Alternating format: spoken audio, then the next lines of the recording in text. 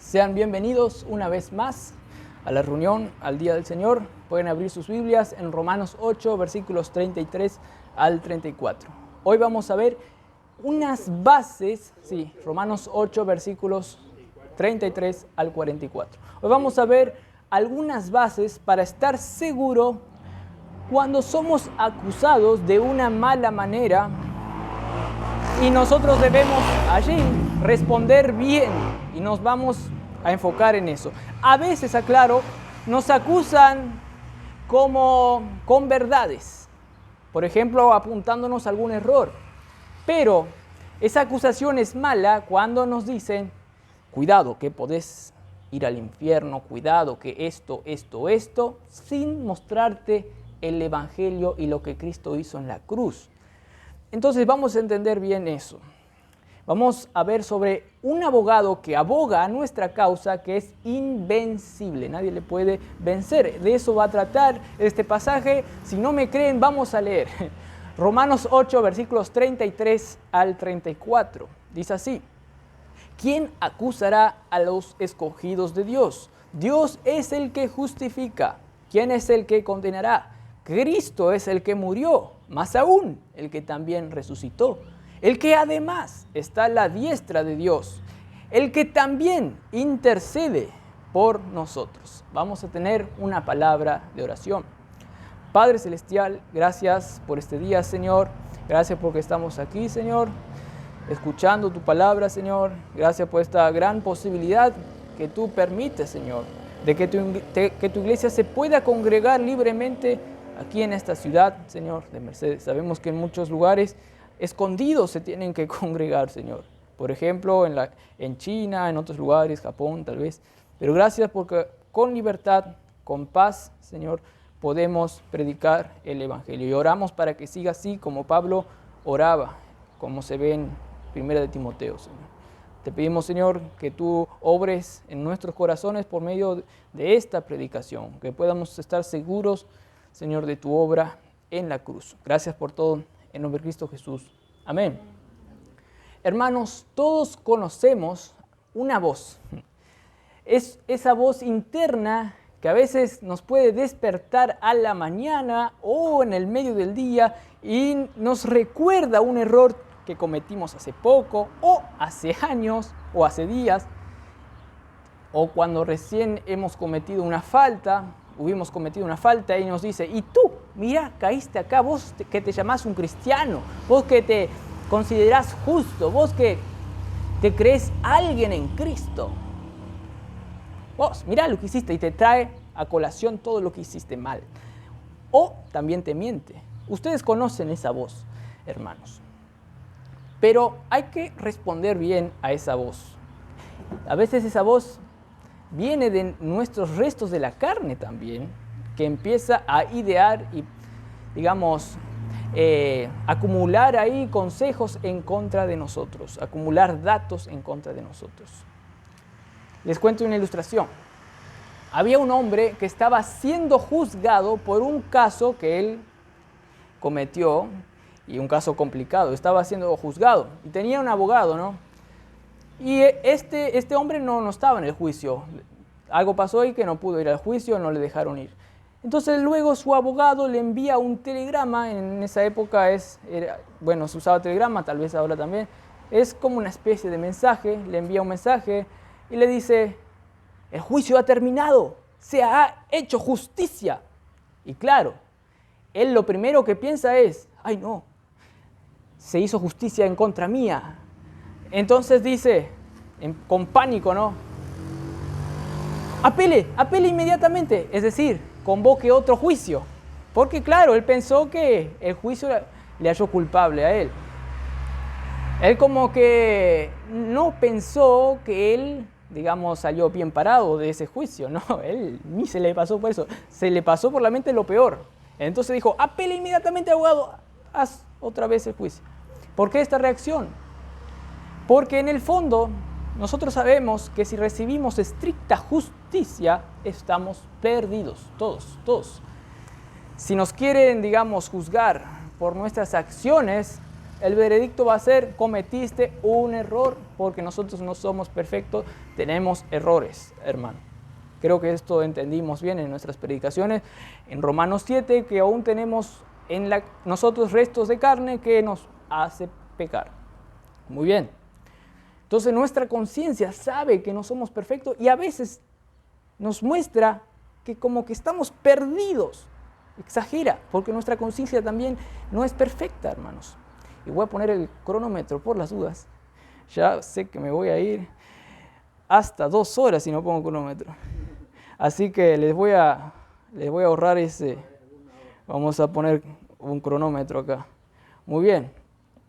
Entonces, hermanos, a veces nosotros no sabemos qué hacer con esa culpa, porque nosotros tenemos restos pecaminosos y vivimos intentando apelar a la justicia, tratando de convencer a la justicia de que somos buenos. Mira, otra vez, hace un juicio de nuevo, mira qué bueno que yo soy. Te voy a mostrar más datos de todo lo bueno que hice para que contrarrestes lo malo que seguramente hice.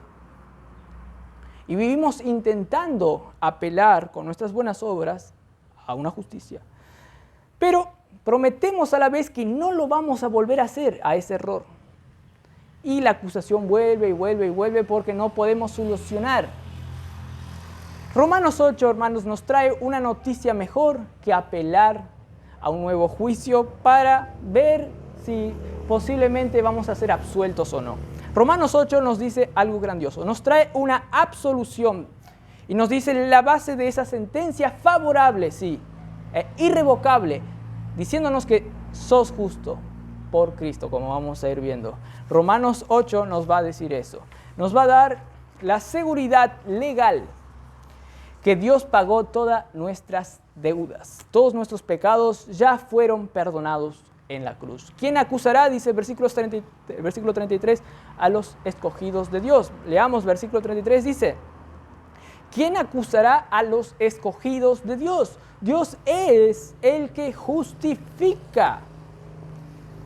A veces, como les dije, nuestra conciencia nos trata de acusar, pero aún el diablo, que tiene el título de ser el acusador por excelencia.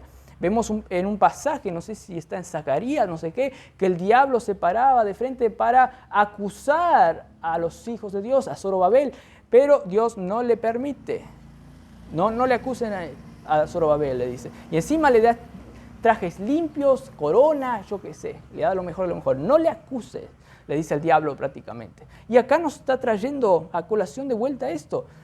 Si Dios, el ser más rico del universo, más importante, el juez por excelencia, nos justifica, nos declara que somos justos, ningún diablo puede decir lo contrario, hermanos. Y este es un término legal y Dios usa los términos legales porque Él es justo y Él tiene como un tribunal donde su justicia siempre es ahí mostrada y siempre se hace justicia, hermanos, a la vista de Dios. Si todavía Dios está esperando que los hombres se arrepientan, es cuestión de tiempo. Va a llegar un momento que la justicia se mostrará. Pero nosotros de antemano ya conocemos por la fe que si creemos en Cristo, la justicia ya está definida a nuestro favor. Porque dice pasajes en Romanos, por ejemplo 4, y creyó Abraham en Dios y se le fue contado por justicia.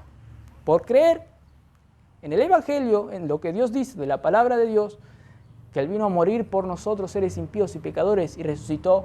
Si nosotros creemos eso, nosotros somos declarados justos, aunque todavía tenemos restos ahora de pecado. Sabemos de antemano que Dios ya nos declara justo. Y esto es un término legal, como les dije, Dios es un Dios de justicia.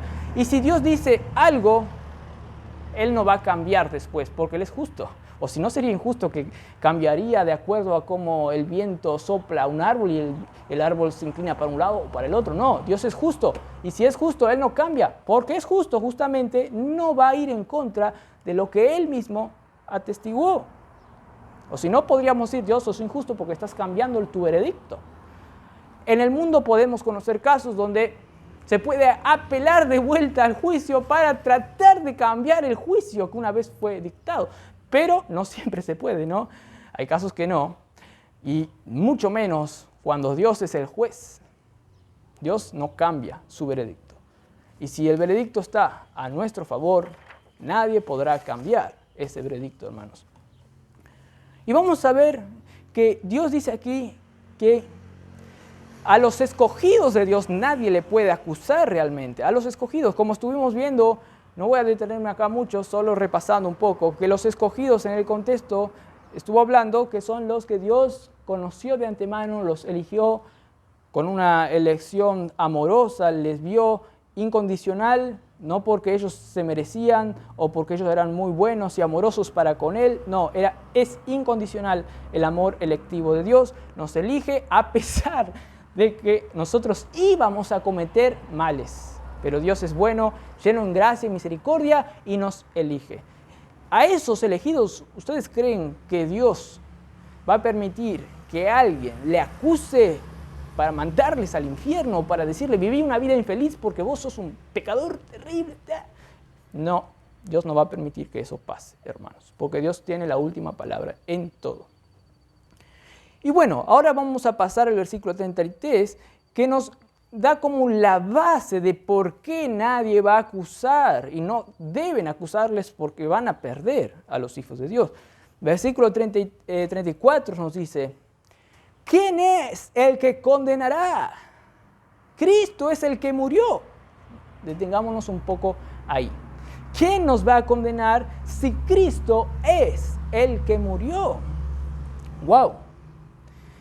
Acá no nos muestra que Jesús vino a morir así superficialmente, sino que realmente vino a morir. El cuerpo de Él fue muerto para que algo bueno nos pase a nosotros. Si Cristo mismo, el Dios del universo, vino y sufrió una muerte dolorosa, ¿ustedes creen que esa muerte dolorosa iba a ser en vano? No, no iba a ser en vano. Este es el argumento de Pablo. Si Cristo mismo, el juez, vino y murió, ¿ustedes creen que Él va a cambiar de veredicto? Nadie puede condenar a los hijos de Dios. En primer lugar, la muerte de Cristo fue mucho más que solamente dejar de respirar. Fue una muerte legal también. Porque dice que Él sufrió en unos pasajes la muerte eterna, que era la paga, es decir, la cárcel o la cadena eléctrica que nosotros merecíamos. Y nos merecíamos estar muertos por la eternidad, porque pecamos de tal manera que merecíamos la ira de Dios por los siglos de los siglos. Pero Dios absorbió esa muerte, ese castigo, esa muerte eterna que nosotros merecíamos. La paga de nuestros pecados fueron ya, a la luz de Dios, absolvidos. No es como un sacerdote que dice, pecado absolvido porque confesaste, orá 30 Aves Marías purísima y luego vení de vuelta siempre cuando peques de vuelta. Y si no, el infierno para vos. No, acá no pasa esto. ¿Dios sufrió o no sufrió la muerte eterna? Esa es la pregunta que le debemos hacer a los, perdónenme, hermanos, hermanos no son, a los amigos católicos. Algunos pueden ser que están ahí medio confundidos y capaz que luego salen de ahí. Pero les debemos decir, ¿Cristo sufrió o no sufrió la muerte del pecado? Sufrió, obvio. Si no, ¿para qué vino? Bajó del cielo y murió y sufrió tanto, hermanos. Cristo, en primer lugar, sufrió una muerte legal porque sufrió lo que nosotros nos merecíamos. Que si no nos convertíamos, íbamos a sufrir la condena en el infierno. Eso está en la Biblia. Jesús mismo, cuando vino aquí, dijo, allí será el lloro y crujir de dientes para los que no creen en Cristo. Dice, mejor es vivir, por ejemplo, aceptando a Dios que ir rico al infierno. Jesús mismo dijo, ir con todas las riquezas al infierno, por decirlo, porque allá no vas a poder tener ningunos beneficios que conseguiste acá, ¿no? Vas a tener ira eterna. Esa es la muerte legal, pero Jesús dice, en otros pasajes, de Jesús se dice que Él sufrió la maldición que nosotros nos merecíamos. Nosotros nos merecíamos la maldición, ser malditos, pero Cristo se hizo maldito en nuestro lugar. Es como que la paga de nuestro pecado era ser embrujado por una bruja, que era una maldición tan horrible, porque era una bruja tan malvada que íbamos a ser malditos por siempre. Pero Cristo se hizo esa maldición por nosotros. Es como dijo, yo quiero agarrar esa macumba y ser muerto en vez de esos. Y él fue colgado en un madero.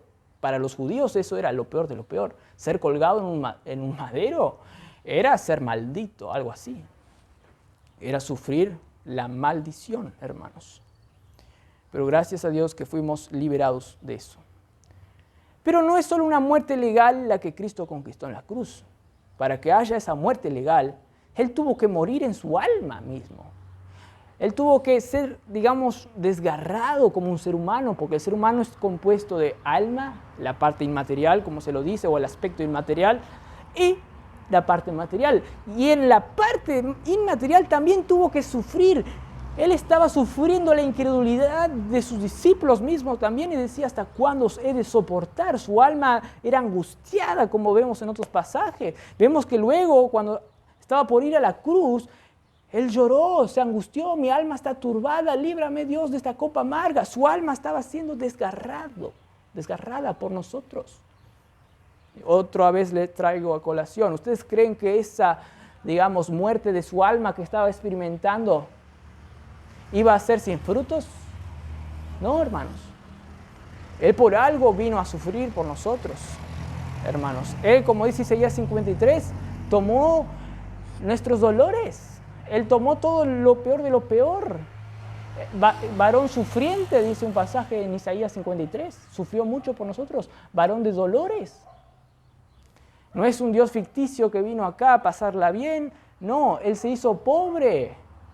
Pasó por todo tipo de tentaciones, aunque no pecó, dice, por vos y por mí, hermanos. Esa es la gracia de Dios. ¿Y por qué vino a hacer eso? Porque ni los discípulos iban a poder entender todas las cosas espirituales, vivir conforme a la vida espiritual. Imagínense, alguien le dijo, mira, yo no te voy a negar. Y Jesús le dijo, cuando cante el gallo me negarás 3 veces. No nos vamos a separar de ti. ¿Qué me dicen ustedes? Me van a separar, se van a alejar de mí, me van a dejar solo. Jesús vino justamente para perdonarles y para darles la posibilidad de que ellos sean más santos. Gracias a la gracia de Cristo que vino para salvarnos, hermanos. Y Cristo no solamente experimentó esa muerte en su alma, sino la muerte también en la parte material, no solo en la inmaterial, sino en el aspecto material, en el cuerpo. Experimentó la disolución y separación entre el alma y el cuerpo. Experimentó la muerte en su cuerpo. En la cruz vemos eso, su máximo esplendor. Ahí que murió en la cruz, fue muerto. Y dijo, entrego mi espíritu al Padre. Y ahí quedó muerto o no quedó muerto. Sí, fue sepultado 3 días y luego recobró vida ese cuerpo, con un cuerpo ya glorificado. Y ahí resucitó, hermanos. ¿Ustedes creen que eso lo hizo en vano?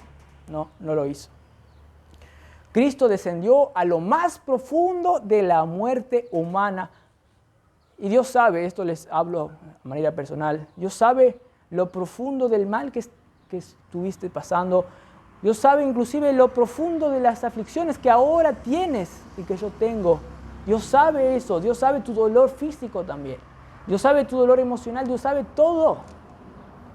Y Él vino a restaurar eso, para que ya experimentes esa paz de saber que un día no voy a tener dolor, un día voy a experimentar en su completa realización lo que es ser vivo espiritualmente. Ya lo experimento, pero un día completamente. Porque Dios te sustituyó a vos. Hermanos, Dios vino a experimentar tu miseria para volverte rico. Y ya lo puedes experimentar en Cristo, hermanos. Entonces nadie te debe condenar y decir, mira, te falta acá, no, mira, te puedes ir al infierno, no, mira acá, no. Cristo es tu mejor abogado, Cristo es tu mediador, Cristo es tu todo, como vamos a ir viendo.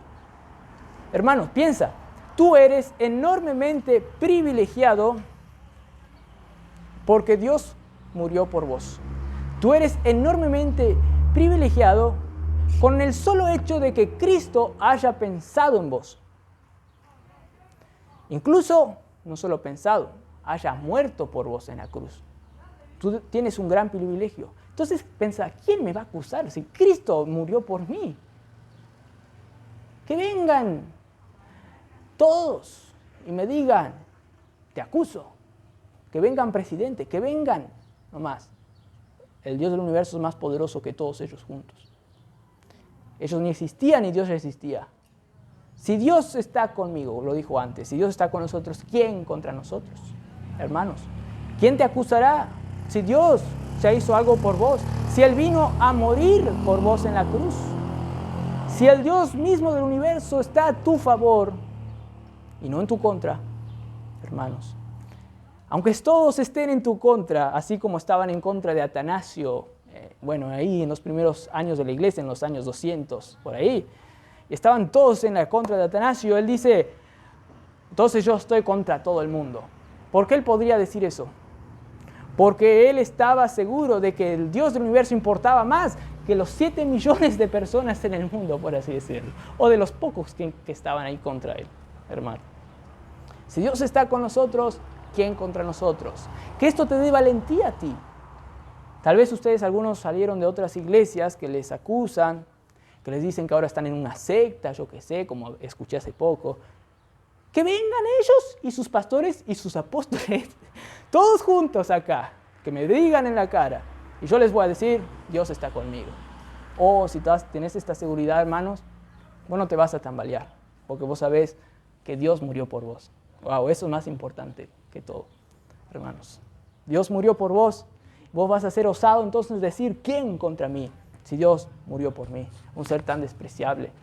Yo siendo muertos en delitos y pecados, y Dios aún murió por mí. ¿Cómo Él no me va a salvar ahora? Más.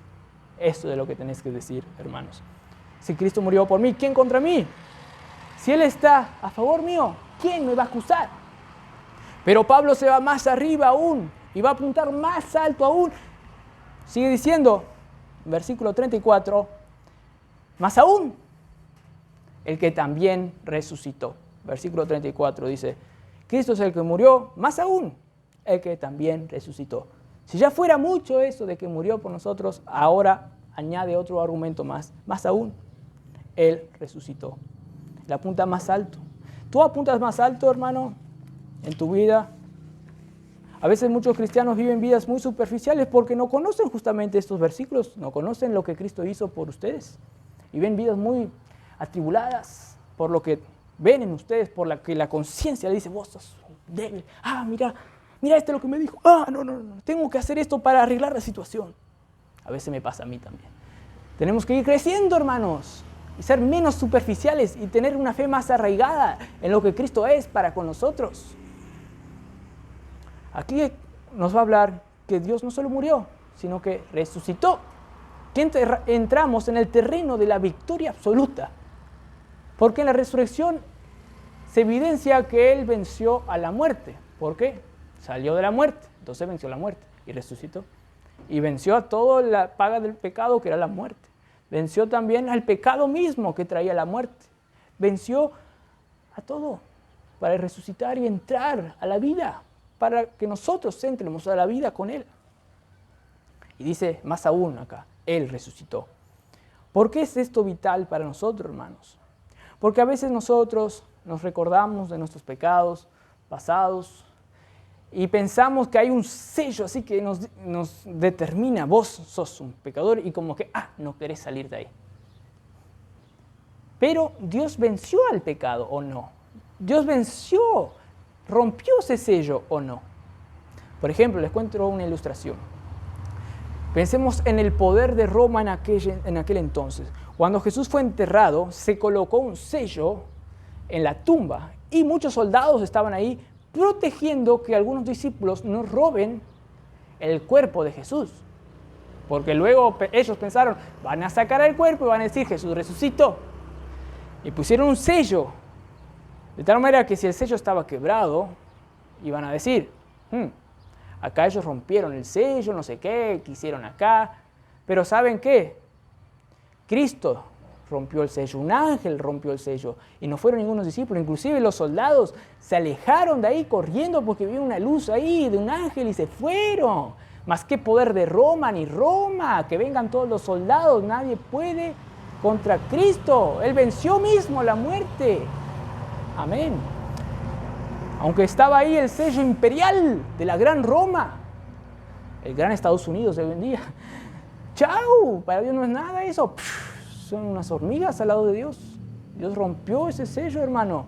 Ese sello no era solo de cera en esa época, ¿no? Él representaba la autoridad de los césares, de los grandes emperadores.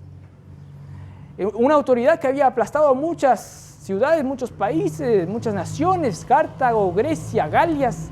Y romper ese sello significaba declarar la guerra a la mayor potencia militar ilegal que el mundo había conocido. Pero para Dios no era nada, porque era para salvarte a vos, era para salvarme a mí que Él murió ahí, hermanos. ¿Ustedes creen que el mal nos va a detener de experimentar la vida? ¿Ustedes creen que el mal les va a impedir que toda la obra de Cristo en la cruz no sea aplicada a ustedes? Ni siquiera lo piensen, porque Cristo ya murió.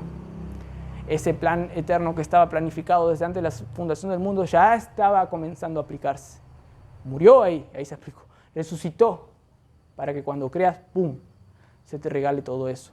Se te ponga en la cuenta bancaria la muerte al pecado, la plata de la justicia de Dios a tu favor, para que Dios te mire justo, así como mira a Jesús, que hizo una vida, digamos, impecable aquí. Entonces, el pecado y la muerte encima son peores que Roma igualmente. Fueron, digamos, como una hoja que se lleva ahí, que se quema para que nunca más sea nuestro enemigo en sí. Jesús los venció a todos. Jesús venció la muerte, ¿sí o no? Claro que lo venció, por eso resucitó, o si no todavía estaría muerto. No existe semi-muerto, no, estás muerto, estás vivo. Y Cristo venció a la muerte y por eso vivió. Jesús venció no solamente a Roma, sino al mismo diablo que tenía el imperio de la muerte, como dice Hebreos, hermanos. Y ese poder que lo levantó a Jesucristo, no solamente rompió un sello ahí de Roma, sino que rompió la cadena de la muerte y la maldición de la ley que nos hacía malditos. ¡Wow! Ahora debes actuar, hermano, entonces, como vivo de entre los muertos. ¿Por qué? Puedes tener la osadía de decir, voy a actuar como un vivo entre personas que están, escúchenme bien, muertas en delitos y pecados, que no ven a Jesús. ¿Por qué? Porque Jesús los venció a todos, a todo el mal lo venció en la cruz. Entonces, la muerte no me puede contagiar. Estoy vivo para Dios. Si hoy no has creído en el Hijo de Dios, si hoy todavía estás muertos en pecados y delitos, no te quiero predicar algo aquí que te va a llenar el oído. Viví mejor, hacé más bueno, orá más para que Dios te dé trabajo. Te quiero predicar la verdad. Si todavía no has creído en el Hijo de Dios, lamentablemente vas a ir al infierno, porque estás rechazando a un Dios justo y podés ir al infierno por la eternidad. Allí va a haber lloro y crujir de dientes, porque Dios es un Dios justo. ¿Ustedes creen que Dios va a perdonar a un fornicario, a un asesino? Tal vez aquí Hitler murió sin sufrir la ira de la justicia, pero en el infierno está sufriendo si no ha creído. ¿Ustedes creen que alguien de ustedes aquí va a pasar del juicio de Dios? No va a pasar, no va a pasar. Nadie le engaña a Dios, va a morir. Por eso debes creer en el Hijo de Dios, para que esa muerte se te aplique y no pases la eternidad en el infierno. Hermano, persona que no creyó en Cristo. Dicho eso, si creíste en Jesús, tenés todo el poder de la resurrección. Ya nunca más vas a ir a la muerte eterna, vas a ir a la vida por los siglos de los siglos. Hermanos, aquí vemos que nadie te puede acusar, la muerte fue vencida. Ya tenés la vida resucitada del Hijo de Dios. Que venga muchos y te acusen, inclusive que te quemen vivo, como a muchos cristianos lo quemaron vivo. Pero ellos decían, estoy contento porque voy al cielo. Crean, o si no ustedes van a ser quemados por la eternidad. Wow. La resurrección de Cristo nos da valentía, hermanos, para vivir la vida cristiana. Como uno que se llamaba, digamos, no me acuerdo bien el nombre, le corría a los leones para que le mate. Ignacio, porque él estaba seguro. ¿Estás tú seguro? Si sos creyente debes estarlo y crecer en esa seguridad. ¿Creíste en el Señor Jesús como tu Salvador personal? ¿O todavía te gusta el pecado y no querés las cosas de Dios? ¿No querés leer tu Biblia porque ni sabes que hay un Dios ahí que murió por vos? Y ni querés saber, querés seguir en tus cosas, ignorándole y pecándole a Dios, haciendo la vista gorda, siendo en contra de la iglesia también. Porque no hay inertes acá, no hay neutrales. O estás con Dios o estás contra Dios. Hermanos, aquí Pablo nos está diciendo que ese juicio que iba en contra nuestra se cambió. Si sos creyente, ahora vos pasaste del otro lado, de tal manera que vos estás seguro. Ahora yo no soy el que va a sufrir. Yo incluso voy a juzgar a los mismos demonios, los mismos ángeles en Cristo. Hermanos, ¿qué significa esto para vos? ¿Vos conociste de que pasaste de la muerte a la vida? Esto te debe estar haciendo, wow, sí, esto significa para vos. ¿O todavía no conociste? Ahí está la pregunta. O si no, no vas a hacer nada bien para Dios. Van a ser obras muertas. Tenés que creer en Cristo, saber lo que Cristo hizo, crecer en ese conocimiento cada vez más para vivir, hermano. O si no, no vas a poder obrar incluso de corazón. No vas a estar agradecido por lo que Dios hizo de rescatarte del mal. Cristo, cuando murió en la cruz, hizo que vos mueras también a todo el régimen del mal. Como que cuando Cristo murió ahí, te mató al poder del mundo que tenía sobre vos, al poder del pecado que tenía sobre vos. Hizo una irrupción encima del siglo venidero ahora. Por eso se dice en muchos pasajes que ya estamos en los últimos días, porque es como que Cristo trajo el cielo, al Espíritu Santo acá, a tu corazón, de tal manera que vos sos el templo del Espíritu Santo ya. Eso es vivir en una nueva creación ya. Estás viviendo en el cielo, con los regalos de todos los tesoros espirituales de Cristo en esta vida. Esto debe significar algo grandioso para vos, hermanos. La resurrección de Cristo es algo grandioso. Y Él resucitó con un poder indestructible. Y eso se demostró al vencer a la muerte, hermanos. Pero no solamente resucitó y venció la muerte, sino que dice que ahora está sentado a la diestra de Dios. Sigamos leyendo Romanos 8, versículos 34. Y dice, el que además, apunta más alto todavía, está a la diestra de Dios. ¿Qué quiere decir esto? Que está a la diestra de Dios. Quiere decir que Él está en el trono. Dios está ahí en el trono y en la mano derecha siempre está alguien que está en el poder con Él. A la mano derecha está Jesús, sobre todo principado y autoridad. Inclusive hoy en día Él controla todas las cosas. Él tiene todo en sus manos. Y Él ahora mismo está controlando todo para que la iglesia crezca en Cristo, que sean edificados. Y Él lo va a llevar a cabo. Él está ahí con su poder ayudando a la iglesia. Él está ahí haciendo muchas obras poderosas para con nosotros. Por eso dice, Él está a la diestra de Dios. Él tiene autoridad sobre el caos. Cristo no solo vive ahora, Él reina. Esto quiere decir que Él está allá a la diestra del Padre reinando. Hermanos. Por eso, cosas que pasen en la vida no nos puede, digamos, afectar, porque sabemos que Dios permitió. Él por algo lo permitió. Él tiene en control todo. Él tiene en control de tal manera que nosotros debemos tener confianza y paz que la muerte, el diablo, nuestra carne, inclusive nos quiera acusar, nosotros debemos decir, Cristo reina sobre todo y reina sobre mí. sobre mis pensamientos, mi corazón. Reina sobre los pensamientos de los otros. Reina sobre todo mal. Entonces, estoy bien. Eso es lo que dice, lo que significa esto. Por ejemplo, miren que Dios inclusive controla al mundo. ¿Cómo no va a controlar tu vida? Miren lo que pasó en 1804. Napoleón Bonaparte quería ser un gran controlador y en su coronación tomó la corona de las manos del Papa, porque el Papa tenía una corona, agarró así del Papa la corona y se la puso él mismo, como diciendo, yo tengo el control, yo voy a ser el que controla todo. Y fue un acto de arrogancia que gritaba, mi autoridad viene de mi fuerza. Napoleón era así. Él tenía una ambición por el poder, controlar. Pero ¿saben qué? Luego, como todos los demás, como todos los filósofos, como todos los reyes, como todos los que desafiaron a Dios, pereció en el lodo de Waterloo en la guerra. La autoridad humana siempre falla, por más inteligente que sean filósofos, filántropos, poderosos, magnates, terminan en el lodo.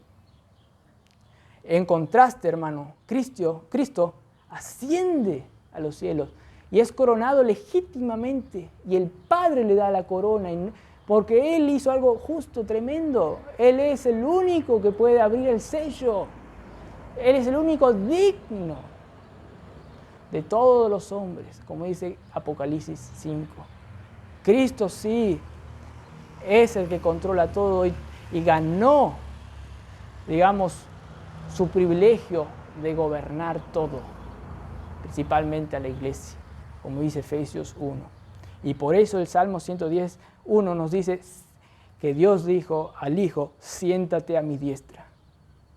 Es la autoridad que Dios le dio al Hijo, como que se merece. Pero nadie de nosotros nos merecemos.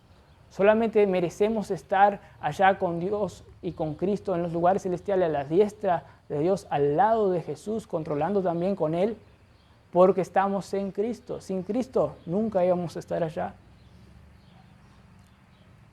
Hermanos, dice Hodge, aquel que se ha comprometido a efectuar nuestra salvación es el director de todos los eventos y de todos los mundos, para exagerar un poco. Este es el consuelo puro para el creyente que está ansioso. Piénselo. El que dirige las galaxias, hermano, pensad. El que dirige todas las galaxias para que no entre un meteorito, pum, y liquide de una al planeta Tierra. El que dirige que alguien no se pase de listo y apriete una bomba nuclear para que luego hayan cadenas de bombas y termine el planeta Tierra. El que dirige todo eso, hermano, es el que controla tu vida espiritual. ¿Por qué vas a estar ansioso? Piensa eso. El que mueve la historia política para que no se levanten Hitlers y terminen con la raza humana. El que controla todo eso. A cada rato vemos noticias de que alguien que se quería levantar y que estaba teniendo mucho poder, ¡pum!, algo pasó, murió. Piénselo, hermanos. Ese mismo es el que murió por vos y resucitó, que está sentado a la diestra de Dios y que controla toda tu vida. ¿Crees que a Dios se le escapa un problema que estás teniendo actualmente? No se le escapa nada.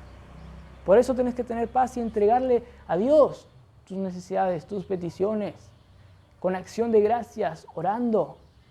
Y el Dios de paz, y la paz que excede a todo entendimiento, te va a dar sosegas, digamos, un corazón apacible. Va a guardar tu corazón y tus pensamientos ansiosos en Cristo Jesús. Hermanos, ¿qué tienes que temer bajo el gobierno de un Dios justo y poderoso? Hermanos, Él controla tu vida y todo el mundo. Él, como les dije, cuando murió y resucitó para tener una gloria y para reinar. Pero antes ya reinaba, me van a decir. Pero ahora reina como hombre, reina como nosotros, teniendo un cuerpo glorificado. Reina para que nosotros reinásemos. Por eso Él se hizo como hombre y resucitó como hombre, ¿o no? Sí, Él no va a dejar de ser hombre. Y por eso ahora Él reina como el segundo Adán ya, para que tú reines con Él, en Él. Si Él no se hacía hombre, vos no ibas a poder reinar tampoco, hermanos. Él ahora está sentado a la diestra del Padre, como antes, pero ahora como hombre, como hijo de Dios que murió por nosotros y que se hizo como nosotros, para que con Él nosotros también estemos reinando en vida, como dice Romanos 5:17. Entonces, vos tenés que identificarte con esa obra de resurrección de Cristo y confiar en Él. Además, hermanos, ¿qué dice el pasaje? Que Él también intercede por nosotros. ¿Tienes algún problema actualmente? Confía en Dios, que Él está orando por vos y además está ahí como un testimonio vivo ante Dios de que Él murió por nosotros. Y Dios nunca nos va a tocar para nuestro mal porque Dios, Jesús, está representándonos allá delante de Dios y le muestra su obra consumada ya. No, de tal manera que no hay ninguna condenación para con nosotros, hermanos. ¿Qué dice? Romanos 8:34. El que también, añade otra cosa más grandiosa, el que también intercede por nosotros. ¡Wow! Él intercede, a pesar de que nuestro resto de la carne nos quiera decir, vos no sos nada, vos pecaste, vos esto, y te hace, digamos, decir o pensar, Dios está contra mí. No. Encima a veces pensamos que Cristo tiene que ahí tal vez orar y rogar al Padre. No. No le discipline, no le hagas esto, no les mande al infierno, como que Cristo ahí está llorando al Padre. No, eso no es interceder en sí. Interceder es mostrarle al Padre lo que ya pasó. De tal manera que el Padre ya sabe y ve a su Hijo, que en su Hijo estamos todos nosotros, y nos ve a nosotros santos porque ve a Cristo primero para vernos y juzgarnos a nosotros. Hermanos, eso es que Él interceda. Y además, claro, que Él nos bendiga a nosotros, para que el Padre nos siga bendiciendo a nosotros y que crezcamos a la imagen más del Hijo de Dios. Él intercede por nosotros, ora por nosotros, nos bendice por nosotros y apela nuestra causa al Padre, para que cualquier necesidad sea respondida de parte de Dios para nosotros. Él es nuestro mejor abogado, hermanos, y Él no perdió ni un caso. Por eso Él es un abogado invencible. Y a veces nosotros pensamos, no estamos bien con Dios. Pero eso es una mentira, hermanos. En la antigua Roma, la sociedad funcionaba por, digamos, el patronaje. Por ejemplo, si un ciudadano común de Roma tenía un problema legal, él no se podía defender solo. Él necesitaba como un abogado, que se lo llamaba un patrón poderoso, o alguien de autoridad como un senador. Y cuando el senador asumía la causa de él quedaba bajo su manto de protección. Y atacarle al ciudadano era atacarle al senador, al patrón poderoso. Entonces nadie quería atacarle al ciudadano en esa época. Nadie se atrevía a tocar al cliente del César, hermanos. Y aquí nos dice que Cristo ha tomado nuestra causa. Cristo es nuestro abogado. Charles Hodge dice, Él es un abogado a quien el Padre siempre oye. Nunca le va a hacer oídos sordos Dios al Hijo. Nosotros tenemos un abogado que es Cristo, hermanos. Cuán completa, sigue diciendo Charles Hodge, es entonces la seguridad. Entonces Cristo, hermanos, no pierde ni un caso. Y como añade la Biblia también, hermanos, Él es indestructible. Entonces el abogado nunca va a perder también. Va a estar siempre ganando. Y cuando nosotros fallamos, viene nuestro abogado, como dice 1 de Juan 2, que Él es fiel y justo, nuestro abogado fiel y justo, para limpiarnos de toda maldad. Solo pedimos, Dios, perdóname por lo que hice, y Dios te perdona y te da la capacidad de arrepentirte.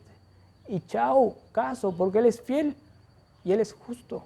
Él no va a decir, no, no te perdono, porque Él realmente ya te perdonó una vez por todas en la cruz.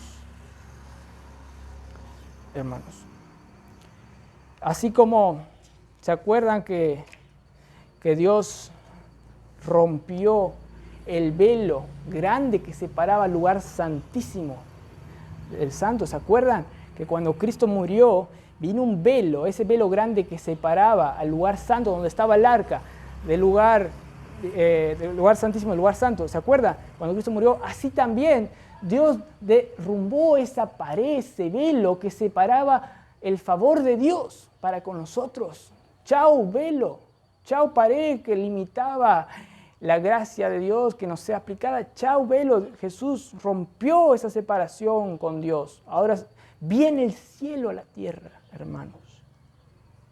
Cristo ya ganó. Cristo es nuestro abogado que vino a la tierra y actuó también como un soldado, no solo abogado, como un sacerdote, como un rey. Cristo hizo todo eso, todos los oficios lo tomó para que nadie te acuse. ¡Wow! Hermanos. Ahora por eso podemos acceder por nuestro mediador, Cristo, al cielo mismo, al trono mismo de la gracia para cualquier oportuno socorro. Allá al trono podemos acceder tú y yo que hemos creído en Cristo, porque Cristo abrió un camino nuevo, derrumbó esa cortina grandísima que separaba a Dios, esa pared de Donald Trump, separó esa grande pared más grande que la muralla china, en una pared invisible que llega al cielo. Es más, Dios hizo una escalera que llega al cielo de tal manera que los ángeles bajen a la tierra. Y Cristo es esa escalera, la escalera de Jacob. Hermanos, y Cristo no se cansa de mantener esa escalera, porque Él es esa escalera que no se mueve. Él es el camino al Padre, la verdad. Él es la vida que conecta el cielo con tu vida aquí. El que mantiene abierto el portal del cielo y nunca se va a cansar, porque Él es eterno y permanece más que el sol, porque el sol no permanece, se va achicando según algunos científicos. Y este mundo se va a evaporar. Hermanos, sin Cristo no somos nada, al contrario, infierno sin Cristo. Pero gracias que con Cristo tenemos vida, paz, todo lo mejor, hermanos. Debes creer en esto. Y ya no querer comenzar de vuelta a dudar de tu salvación. ¿Será que iré al infierno? Porque ya tienes a Cristo y Él no cambia. Además, esto te va a dar valentía para vencer al pecado y desobedecer cada vez menos y arrepentirte cada vez más rápido. El peligro es que vos no saborees esta gran verdad. Ahí, por más que quieras obedecer a Dios, va a pasar lo mismo que los creyentes de Galacia. Vas a pecar más. Y aunque te mientas que estás obedeciendo a Dios, vas a tener un corazón amargado. Un corazón que genera incredulidad a vos mismo y a los que están a tu alrededor, como dice Hebreos. Y esto es muy feo. Por eso hay que pararse firme ante la verdad, hermanos. Ante la verdad del Evangelio. Que nadie te saque esta libertad. Si Cristo murió por vos, que vengan los mejores de los mejores. Inclusive si uno de nosotros se levanta, como dice Gálatas 1, y inclusive que venga un ángel del cielo, no los creas. Hermanos, vos tenés a Cristo de tu lado. Ahora de vuelta, ¿has creído en el Señor Jesucristo? ¿Cristo es tu Señor y Salvador? ¿Has creído en el Evangelio? ¿O todavía te hago una prueba? ¿Amás a tus hermanos? ¿O les faltas el respeto? ¿Venís a la iglesia por obligación o por buscar algo social? ¿O todavía ni querés a Dios? Inclusive le mentís, no lees la Biblia, no haces nada. ¿Aceptaste un día a Jesús como tu Salvador o fue pura emoción? No fue una fe genuina porque al otro día ya estabas y vivís así y nunca creces. Si es así, yo no te quiero mentir, no, nunca has creído en Cristo. Los falsos profetas le decían paz y seguridad y les mentía, porque después querían cobrar, pero yo no quiero ser así. Yo te digo la verdad, ¿has creído o no? Si creíste, ahí sí, el Espíritu te va a enseñar todo lo que sos en Cristo. Pero si no creíste, vas a ser engañado cada vez más. Esto es la verdad, hermanos. Pero si vos has creído, tienes un intercesor las 24 horas de los 7 días de las semanas de los años. Y tienes a alguien intercediendo por ti. Alguien que es no solamente un sacerdote, que entró al lugar santísimo y ahora es capaz de abogar por tu causa y decirte realmente, Dios te perdonó todos tus pecados. No solamente es un sacerdote, sino también es el Cordero inmolado que fue muerto por tu causa, porque Él hizo una obra sacerdotal. No solamente es un sacerdote, sino también es un rey que resucitó y que tiene poder sobre todo y venció a la muerte con una espada eficaz y que está controlando todo. Él es todo y todo hizo por vos. De esto, hermanos, podemos entender que Dios es grande y hizo una obra grandísima para nosotros, y también es un sacerdote porque todavía sigue intercediendo, en el sentido que está allá en el cielo mismo, mostrando que Él ya hizo una obra perfecta para con nosotros y ora por nosotros, así como oró por Pedro diciendo que tu fe no falte. Yo oro al Padre que tu fe no falte.